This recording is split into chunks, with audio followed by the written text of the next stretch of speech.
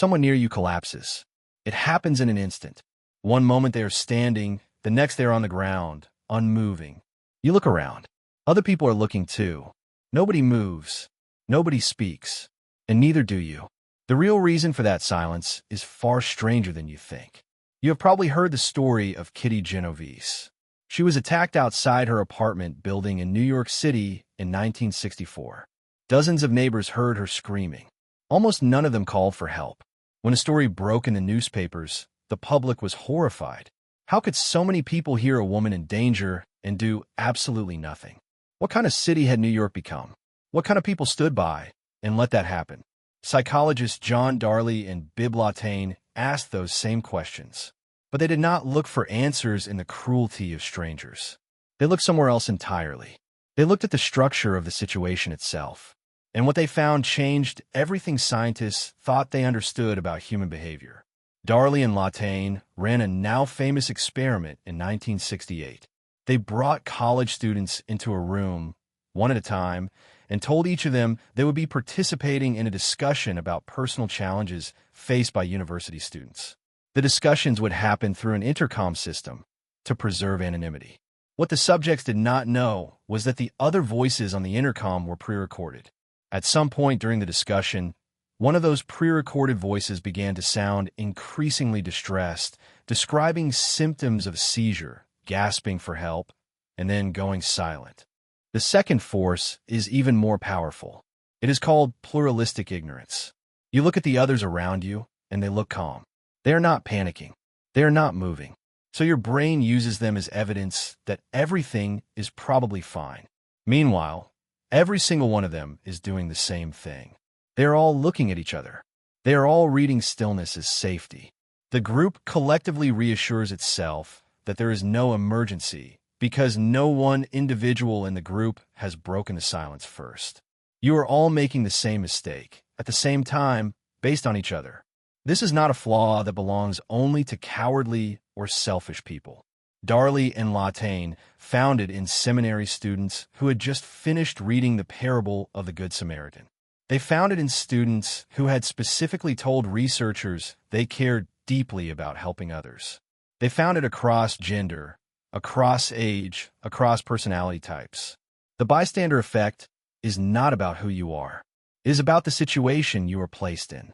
Change the situation, and you change the behavior. But why did this response ever develop in the first place? Why would a brain that evolved to keep you alive build in a system that could get you killed or leave others to die in moments of crisis? The answer, as with so many puzzles in human psychology, starts much further back than you might expect. For most of human existence, you did not live among strangers. Your social world was small. Everyone in your group was known to you. You understood who among them was skilled, who was strong, who was likely to respond to a threat first. When something went wrong, your brain did not need to calculate responsibility from scratch. It already knew the hierarchy. It already knew which person's job it was to act. Now take that ancient brain and drop it into a modern street. You are surrounded by hundreds of people you have never seen before. There is no hierarchy. There is no known leader. There is no pre-existing social structure telling you who acts first. Your brain, still using the ancient software, looks for the same cues it always looked for. It looks at others to determine whether this situation requires a response. It looks at the group to find its leader. And when it finds only a crowd of equally uncertain strangers, each doing exactly what you're doing, the system stalls. The bystander effect is not a modern failure. It is an ancient social reflex, misapplied to a world the brain was never designed to navigate. Psychologist Philip Zimbardo, whose work on situational behavior reshaped how scientists think about human action, argued consistently that the impulse to attribute bystander inaction to personal moral failure is itself part of the problem. He called this the fundamental attribution error, the human tendency to assume that what people do reflects who they are rather than what they are embedded in. A person who does not help in a crowd is not necessarily a coward. They are a human brain running ancient software inside a modern situation the software was never built for. There is one more layer to this that almost nobody thinks about. Even when bystanders do want to help, they often freeze for a third reason. It is the fear of doing the wrong thing in public. Jumping in when you are unsure of yourself means risking visible failure in front of others. You might get it wrong. You might make the situation worse. And the social cost of failing visibly in front of a crowd triggers exactly the same alarm systems in your brain that physical danger does. You freeze, not from selfishness, but from something closer to social terror. Researchers who study this aspect of bystander behavior have found that giving people even a small amount of relevant knowledge dramatically increases the chance that they will act. People who have taken basic first aid training intervene at far higher rates in medical emergencies than those who have not, even when the training was years old and partially forgotten. Knowing what to do removes the fear of visible failure. And once that fear is gone, the diffusion of responsibility and the pluralistic ignorance become much easier to override. There's also a remarkably simple way to break the bystander effect in a moment. Darley and Latane discovered it themselves, almost by accident, while studying interventions. It requires only one thing: direct, specific assignment. Not a general cry for help to a crowd. Not a vague call for anyone. You pick one person. You look directly at them. You say, "You, in the red jacket, call an emergency number right now. You, with the bag, help me move them." The moment responsibility is directed at a single individual, the diffusion collapses. That person almost always acts. The crowd does not fail because it is full of bad people. The crowd fails because responsibility, spread across everyone, effectively belongs to no one. This single insight has quietly changed emergency response training around the world. Paramedics are taught to give it. First responders are drilled on it. Lifeguard training specifically covers it. The bystander effect is not a mystery anymore. It is a known vulnerability in human social behavior, and it can be disrupted with almost nothing. A direct look, a direct name, a direct task. Think about the last time you were in a situation where something seemed wrong. Maybe someone looked unwell on a train. Maybe a car accident happened just ahead of you on the road. Maybe you heard raised voices from somewhere nearby and felt that specific, uncomfortable uncertainty about whether to act. Recall what happened in your body.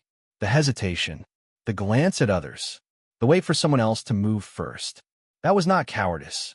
That was your ancient brain doing exactly what it was built to do in a world far more crowded and far more anonymous than the one it was built for. Understanding that does not excuse it, but it does change what you do with the knowledge. Because now you know exactly what the crowd is doing, and you know exactly what it takes to break it. You only need to be the one who moves first. One person stepping forward collapses the pluralistic ignorance for everyone around them instantly. The crowd was not indifferent. It was waiting, like you were, for a signal that someone had decided to act. Be that signal, and the crowd almost always follows.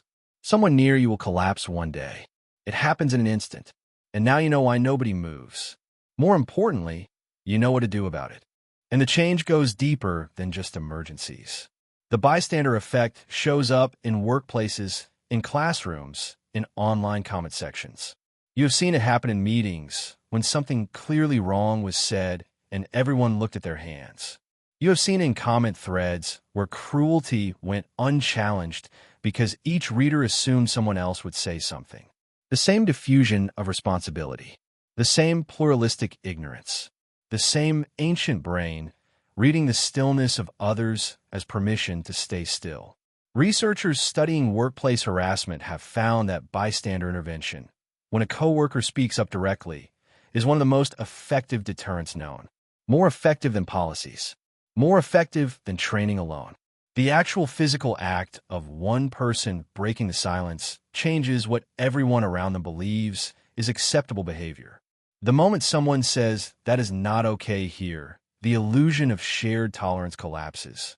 Others who felt the same discomfort but said nothing suddenly feel permission to speak. The crowd was never actually comfortable. It was just watching for the first mover. This is the deeper, stranger truth the bystander effect reveals. Most crowds are not indifferent. They are paralyzed.